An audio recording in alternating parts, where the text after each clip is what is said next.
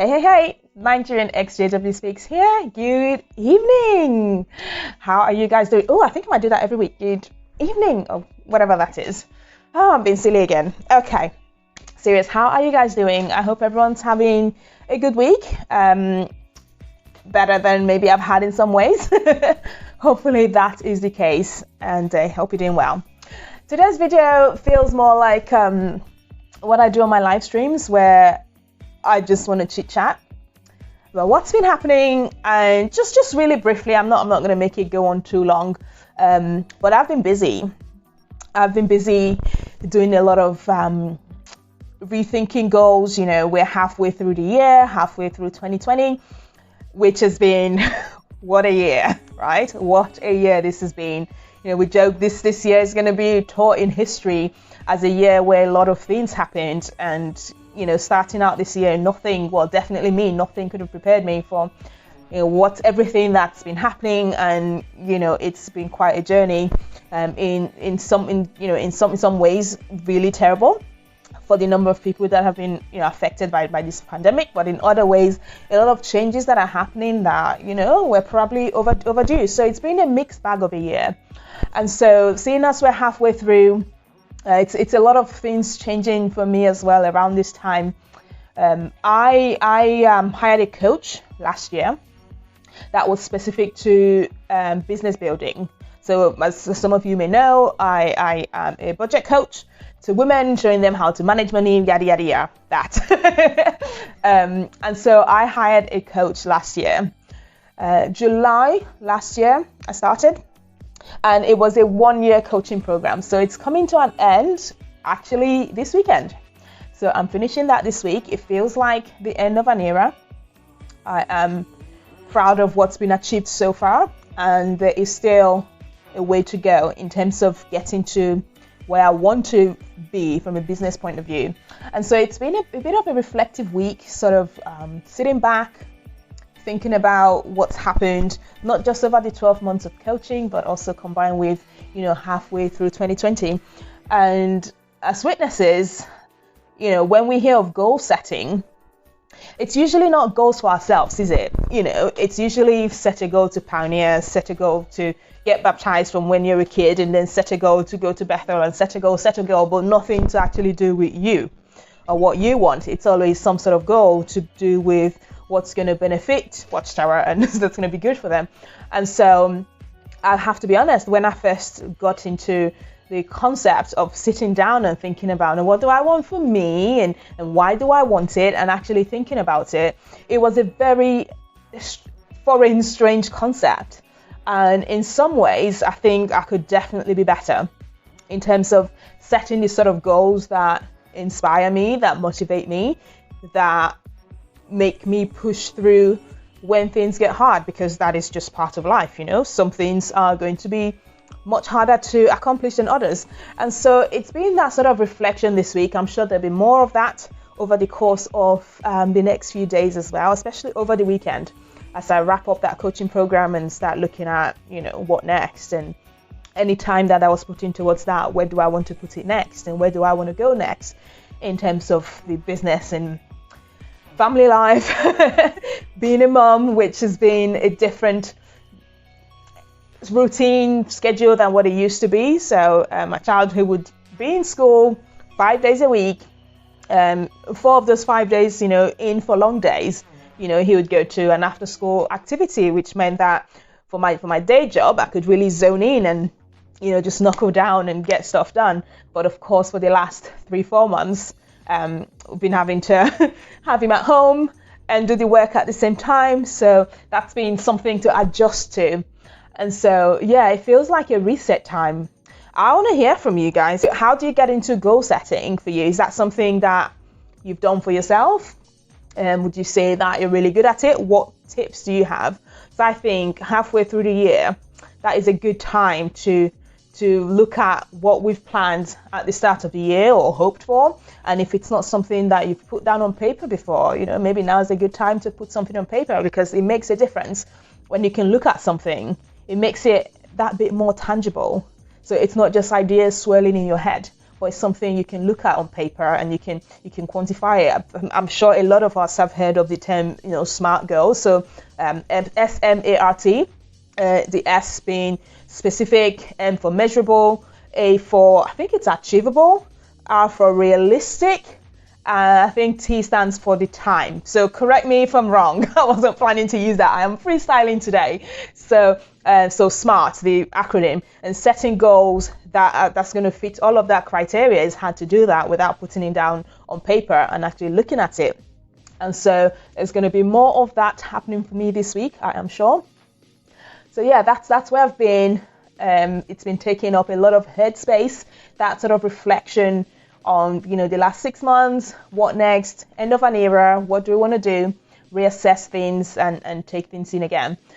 The other slight update, so I think I have mentioned it on a couple of live videos, that I was due to travel to the US in September. I was meant to be coming in for an interview with Fox TV to talk about the coaching that I do under a segment called Women of Influence. Well, this was going to be in Florida. Now, you American folks, you know what's going on there right now. And your cases of our old friend keeps going up and up and up and up. And so from here in the UK, the flights coming back from the US have some kind of restriction, whether that's in the quarantine that has to happen afterwards or just plain not being able to get back in. I don't know the details, but I know that there is something that's definitely not on the green light list of countries right now. And so Florida in particular seems to be having a bit of an explosion of cases. And so there is a change of plan. So traveling in this September, out the window, not happening. I have two options to either have the interview remotely in September this year, but do it by video link, or wait until next year to physically travel in when, hopefully things will be back to quote unquote normal, whatever that is. Hopefully things don't go exactly to what they were before, because I think things need to change and I think things have changed. But anyway, so I have that decision to make by Friday to lock in what my preferred option is going to be. Now, on the one hand, I was really looking forward to coming to the US. I could close my eyes just for a minute about, the gun situation. Don't shoot me, but genuinely that worries me. The fact that anybody could be carrying a gun, I don't know how you do it and be comfortable, but I suppose if that's all you've known, that's all you've always known. But for me, just the thought of that worries me. And so it's one of the reasons I've not been too keen, I guess, to come over. Is that a silly fear? I don't know. But no, I had prepared myself to look forward to it. I'm coming with a group of people. It's going to be an experience. It's only for a short time. And, as I started making more videos back in March, I think it was in March that I really started uploading videos here on this channel, a little tinge of a possibility. So I wonder if there's anybody that watches that is in Florida that, I could see them and stuff like that. So I was looking forward to that. But anyway, that experience, I was really looking forward to it for this year. And so, okay, let's just move it to next year then, but then not so fast. So I don't know if I've shared this story here before, but back in 2014, I had submitted an application to the UK visa people to renew my residence permit, and that whole thing got messed up so bad. It took 2 years to finally get my passport and everything returned. And so I don't trust them to work quick at all. Apart from my student days, any applications I've had with them has just taken months and months and months for them to get back to me. And so I am due another application in July next year, and I just don't trust them to have it back to me by September. And so I think I'm stuck with possibly the only sensible option would be to wait, and what would be to do it by video link. And I think that would be the safe option for this year, and just scrap the whole plans completely for going over and seeing the place and all of that. So I'm just going to need some time to make peace with that, make peace with that change of plan, and embrace what the option is. And and kind of, yeah, take it from there. But I wanted to give you guys that update as well, because I know I have shared it here and some of you have shared that excitement with me, and I appreciate, you know, getting your support. It's good when you cheer on each other, especially coming from a religion where personal achievement or, you know, someone doing something for themselves is not really encouraged or cheered on as much. And, you know, you can have people wanting to knock you off a peg or two. It's nice to have had the support and the just support from you guys, and I really appreciate it. So that's what's happening with that one. What else? I think those are kind of the main things that have been happening. A lot of reflection on, you know, halfway through the year, end of the most expensive coaching program I've ever been on, and just planning what next, what in the next chapter I'm going to do to continue the growth that's happening, because I am growing. I know that in, you know, stuff I'm learning, doing this, interacting with more of you guys, and so there is a lot of growth happening. So how to keep that going, how to continue the recovery process.